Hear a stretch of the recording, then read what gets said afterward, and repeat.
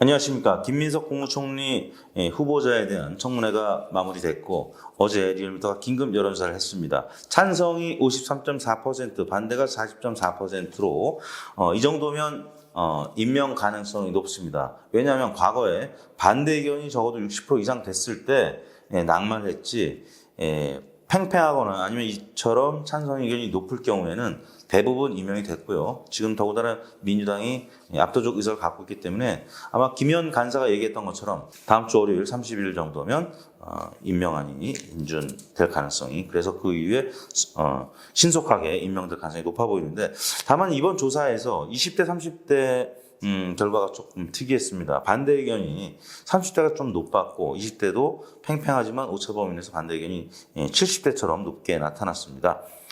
이게 지난 대선과 좀 비슷한 맥락이 아닐까 싶은데, 오늘 오전에 발표된 한길 리서치 조사 결과도 55%가 찬성했는데 여기서도 보면 20대가 50.7, 30대가 48.5가 반대했다는 겁니다. 리얼미터 결과는 좀 비슷한데 20, 30대 여론 이반의 기저에는 국민의힘 주진우 의원 등이 주장했던 김민석 후보자 아들의 유학비라든지 아니면 입법 발의 관련된 부정적 보도가 영향을 미쳤을 가능성이 있는데요. 국민의힘 측에서는 김 후보자 아들이 고등학교 재학 시절 교내 동아리 활동을 하면서 작성한 법안을 실제 국회에서 강득구 의원이 이제 발의자로 됐고요.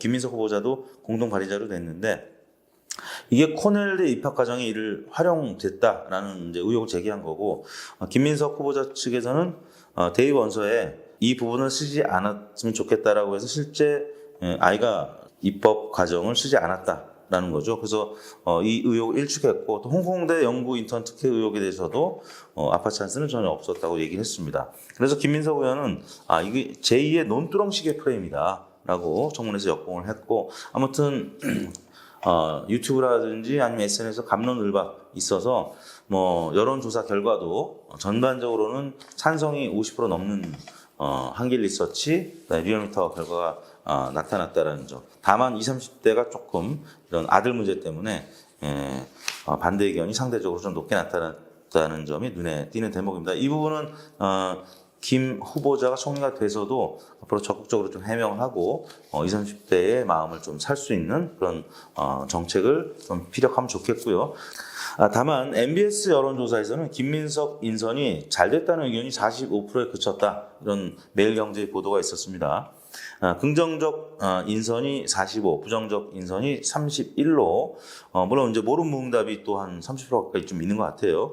근데 아무튼 잘 모르는 분도 계셨지만 잘한 인선이라는 응답은 45%. 우리가 이제 김민석 후보자의 임명에 찬성이냐 반대냐라고 물었을 때는 한길이나 리얼미터나 50% 넘었는데, 이재명 대통령이 인선을 잘 한 거냐 못한 거냐라고 했을 때는 그보다 조금 낮게, 다른 후보자들도 있었을 테고, 또 이재명 대통령의 국정 이제 그 평가 항목 뒤에 가다 보니까 그보다 좀 낮게 나타날 수밖에 없는 그 설문 구조의 좀 차이 때문에. 그런데 여하튼 대통령 국정 평가보다는 좀 조사기관들 공이 좀 낮게 나타났지만, 그래도 찬성 의견이 세 조사기관 중에서 두 곳이 과반을 넘었고 한 곳이 과반은 못 넘었지만 부정적인 평가보다 한 10%포인트 넘게 나타났다는 점에서 아마 30일 날 민주당이 총리 인준 가결시킬 것 같고요.